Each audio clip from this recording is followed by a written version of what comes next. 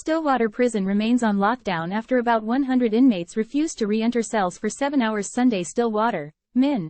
The Minnesota Department of Corrections says an emergency situation at Minnesota Correctional Facility, Stillwater has been resolved after roughly 100 inmates in one living unit refused to return to their cells Sunday morning, but inmates may remain on lockdown through Tuesday. Extra police, firefighters, and other emergency teams rushed to the prison after the doc put it on emergency lockdown at about 8 a.m. The doc reports that all staff had been removed from the common areas of the unit that had been taken over, and 2 correctional officers remained in the unit's secure control area, staying in constant communication with facility command personnel during the incident. Doc spokesperson Andy Skoogman says no one was hurt, and the situation was calm, peaceful and stable throughout the day. Earlier Sunday, Skoogman said members of the crisis negotiation team were activated and, out of an abundance of caution, they had also activated the doc's Special Operations Response Team, SORT. Doc Commissioner Paul Schnell clarified in a press conference late Sunday afternoon that deployment of the negotiation team is standard protocol, and the SORT team was called in, out of abundance of caution, and they never entered the unit.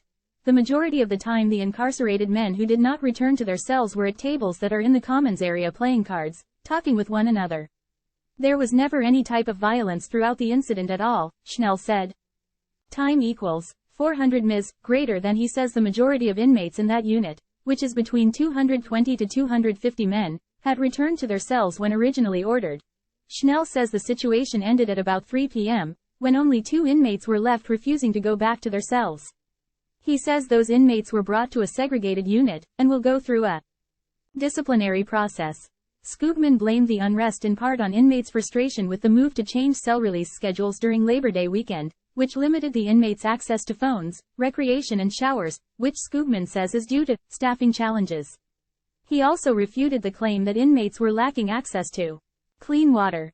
Schnell added that inmates are usually given several hours a day during the weekend for recreation, but the holiday-related staff shortage dropped that amount of time to just a single hour. The doc says overall, free time has been cut down by more than half for inmates amid the current staffing issues. The more staff we have, the more we can open up programming, which is exactly what the concerns of incarcerated people are, Schnell said. The doc says the prison is short 50 officers. Staffing is both a short and long-term concern, with the Corrections Officers Union saying, chronic understaffing leads to upset offenders due to the need to restrict recreation time.